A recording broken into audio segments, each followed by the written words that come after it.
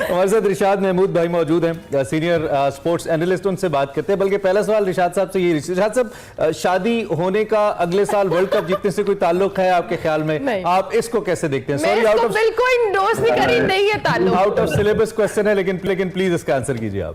नहीं जी, इसका तो कोई ताल्लुक नहीं है। मेरा ख्याल है कोई क्रिकेट में ऐसी नजीर भी नहीं मिलती कि ये जरूरी है कोई इक्वेशन जो है ये बहुत मुस्बत साबित हो। कि 2019 वर्ल्ड कप से कुछ ही दिन पहले सरफराज अहमद साहब की भी शादी हुई थी, तो लेकिन वो नहीं जीते थे। सो इसका ताल्लुक अच्छी क्रिकेट से है। ठीक है, ठीक है। शाद भाई, getting back to the subject, champions Australia, 6 time world champion, test championship champion. I mean champion के अलावा किसी छोटी बात पे आते नहीं है। एशेज का टाइटल उनके पास है।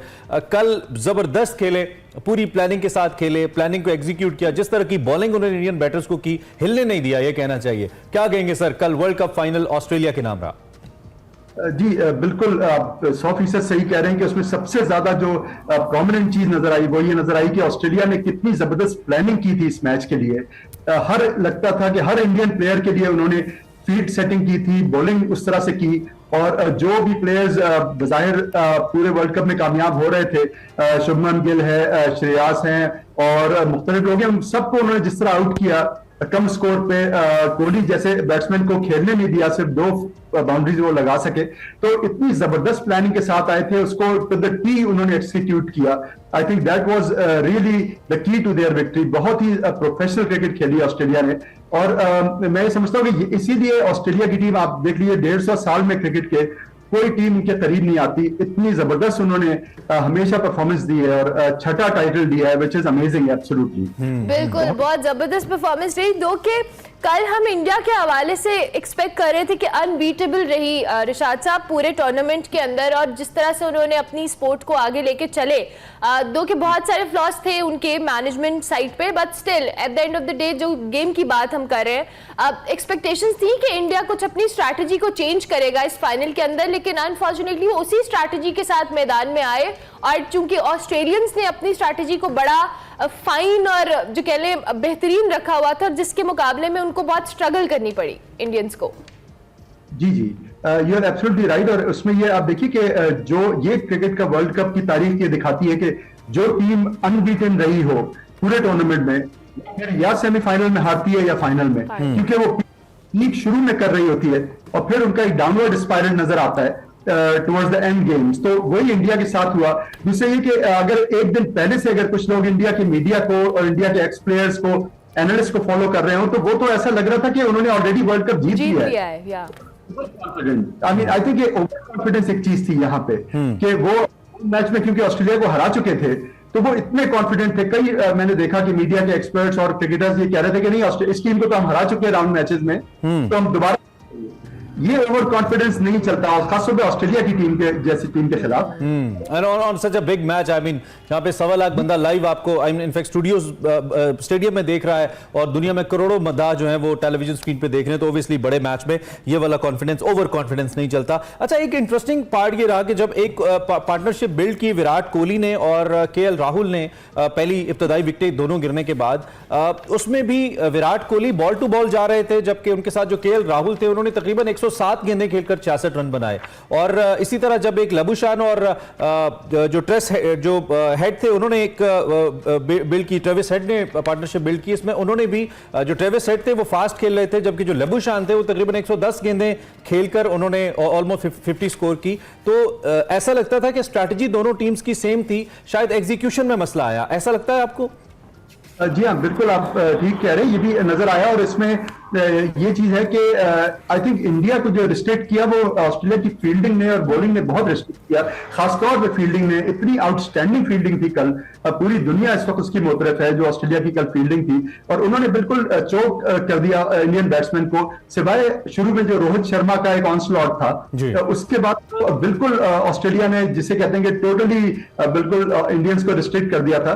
तो वो डेफिनेटली एक स्ट्रेटेजी के साथ आए थे। और ऑस्ट्रेलिया ने अलबत्ता 3 विकेट गिरने के बाद थोड़ी सी अपनी स्ट्रेटजी चेंज की। अगर डेविड वार्नर खड़े रहते पिच पे, बहुत तेज खेलते हैं वो आउट हो गए जल्दी, तो उसके बाद फिर ऑस्ट्रेलिया ने थोड़े से ब्रेक्स लगाए और थोड़ा सा अपने स्टेडली खेले, लेकिन फिर बाद में ट्रेविस हेड का आप देखिए कि उन्होंने 4 छक्के भी मारे, तो वो बड़े यानी it was a mixture of aggression and defence and excellent by Australia. एक बड़ी टीम के ऊपर क्या इम्पैक्ट करता है जब आप ऑन अ ट्रॉट आप मैच जीतते हुए आ रहे हैं, 9 आपने पूल मैचेस जीते, देन आपने सेमीफाइनल में दुनिया की बेहतरीन टीम को हराया और उसके बाद आप फाइनल में आ गए, फाइनल में भी आपको 47 के ऊपर 3 विकेटें इब्तदाई आपको मिल गई और आपको एक आस लग गई कि हम कर लेंगे।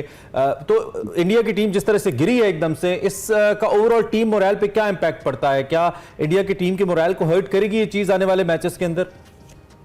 जी मेरे ख्याल में तो जरूर करेगी, इस वजह से कि एज आई सेड कि इंडिया तो अपने आप को वर्ल्ड चैंपियन समझ बैठा था और वो बिल्कुल ओवर कॉन्फिडेंट भी थे, लेकिन ये कि वर्ल्ड कप का टाइटल वो भी उनके होम ग्राउंड पे, देखिए 2015 में जो ऑस्ट्रेलिया जीता था टाइटल, वो अपने होम ग्राउंड पे ऑस्ट्रेलिया जीता था, लेकिन ये कि यहाँ पे ऑस्ट्रेलिया ने ये कमाल किया कि इंडिया के होम ग्राउंड पे आके इंडिया को हराया। ये इंडिया के बड़ा सेटबैक है, ये डेफिनेटली ये आसानी से धुलने वाला है, घाव भरने में बहुत वक्त लगेगा, घाव भरने में बहुत ज्यादा। अच्छा रिशाद साहब, जिस तरह से अभी आप बात कर रहे हैं कि इंडिया के होम ग्राउंड के ऊपर ऑस्ट्रेलियंस ने इनको हराया है, अहमदाबाद के हवाले से पहले भी हम बात करते रहे हैं बार बार स्टेडियम को लेके, क्राउड को लेके। कल ऑस्ट्रेलियन क्रिकेटर्स ने भी कंप्लेन किया कि जो अहमदाबाद का क्राउड था दैट वाज वेरी डिसअपॉइंटिंग, उन्होंने बिल्कुल ऑस्ट्रेलियंस को सपोर्ट नहीं किया और जिस तरह से वो जीते बिल्कुल खामोशी थी स्टेडियम के अंदर, एक शोक का समा था। दो के इंडियन टीम हारी, बट स्टिल जब कोई इस तरह की सेलिब्रेशन होनी चाहिए उसमें पार्टिसिपेट नहीं किया उस क्राउड ने। जी आप बिल्कुल ठीक कह रही है, देखिए बहुत नोटिसेबल था और it's a poor reflection on Indian crowd, I am sorry to say. जिस तरह से इतना यानी कमिंस ने भी एक दिन पहले कहा था कि क्राउड तो वन साइडेड होगा, लेकिन हमें क्राउड को साइलेंस करने में जो लुत्फ आएगा उसका कोई यानी वो नहीं है, बदल नहीं है, तो वो नजर आया। उसे नासिर हुसैन ने कल मैच के बाद स्काई टीवी पे बहुत ही एक स्केडिंग और नो होल्ड्स बार्ड किस्म के कमेंट दिए। उन्होंने कहा कि मुझे इट्स अ पैथेटिक सिचुएशन, कि उन्होंने कहा जिस तरह से क्राउड ने किया, ये लफ्ज उन्होंने इस्तेमाल किया कि इट्स अ पैथेटिक सिचुएशन, जिस तरह से क्राउड ने रिस्पॉन्ड किया है ऑस्ट्रेलिया की बैटिंग को, ऑस्ट्रेलिया की विक्ट्री को। तो उन्होंने कहा मैं समझता हूं कि ये अगर इस तरह की बायस रहे तो ये क्रिकेट के लिए ठीक नहीं है। इतना उन्होंने इस्तेमाल किए। और अगर आपको याद हो, इन्हीं एक सेशन में मैंने आपको एक वाकया सुनाया था शोएब अख्तर साहब का, कि जो उन्होंने चेन्नई में सचिन तेंदुलकर को पहली गेंद पे आउट किया था, तो उसमें तेंदुलकर जब दाखिल हो रहे थे ग्राउंड में तो कान पड़ी आवाज सुनाई नहीं देती थी चेन्नई में, और पहली बॉल शोएब अख्तर ने बॉल कर दिया था। तो उसके बाद उन्होंने एक जुमला कहा था कि यार बॉलर के लिए भी ताली बजा दो भाई। तो ये बात है कि ये इस तरह की चीज अपनी होनी चाहिए। आप क्रिकेट के देखने आ रहे हैं, वर्ल्ड कप हो रहा है, दुनिया की सारी खेल रही है, आप होस्ट, आपको तो उसका मुजाहरा करना चाहिए एक बड़े दिल का। तो इससे निशात भी आईसीसी भी कोई नसीहत पकड़ेगा? आईसीसी ने जैसा ये वैसे तो international cricket council we call it Indian cricket council, सारी सपोर्ट रही पाकिस्तानी शायकीन को, क्या जर्नलिस्ट तक को सिलेक्टिव चंद एक जर्नलिस्ट जा सके, वीजे नहीं दिए, पाकिस्तानी शायकीन तरसते रहे, लोगों ने टिकट्स ली हुई थी बड़ी महंगी, खासतौर पर पाकिस्तान इंडिया मैच की, नहीं जाने दिया और कोई माहौल बिल्ड नहीं हो पाया, कंपैरेटिवनेस नहीं नजर आई हमें खासतौर पर सर्टन कंट्रीज के लिए। और कल उसी का शिकार ऑस्ट्रेलिया भी हुआ जिसका शिकार हम अहमदाबाद में हुए थे। तो इसमें आईसीसी को भी कोई सबक पकड़ना चाहिए आने वाले दिनों में, जो इतना ज्यादा लाडला इंडिया को रखा है, दो के बिलियंस ऑफ डॉलर्स तो आते हैं वहां पे चूंकि आबादी ज्यादा है, लेकिन क्या हम कोई स्ट्रैटेजी में तब्दीली देखते हैं इस इवेंट के बाद, जिसको मैं अवाम के या शायकीन के पॉइंट ऑफ व्यू से कामयाब इवेंट नहीं कहूंगा? जी हाँ, लेकिन देखिए मैं इसमें समझता हूं कि जब तक इंडिया का डोमिनेशन है आईसीसी में, तो उससे मुझे मुश्किल नजर आता है जितना पैसा इंडियन क्रिकेट बोर्ड कंट्रीब्यूट करता है, वो एक इन्फ्लुएंसिंग फैक्टर है आईसीसी के लिए।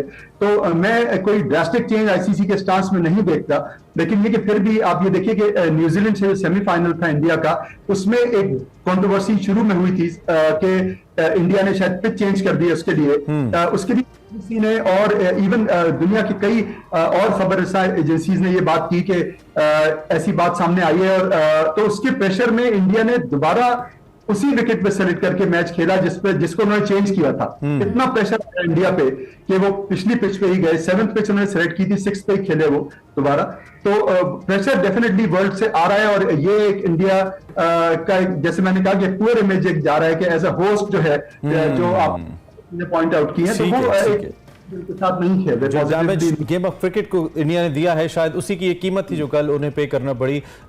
दुनिया में कहते हैं या तो नंबर 1 होता है या नहीं होता, तो India of course Australia number 1 है, आई मीन वर्ल्ड चैंपियन है, और उसके बाद बाकी सारी टीमें जिसमें हम भी शामिल हैं। हम वैसे 5वें नंबर पे थे, ये बताना जरूरी है। शाह साहब, thank you very much for joining us.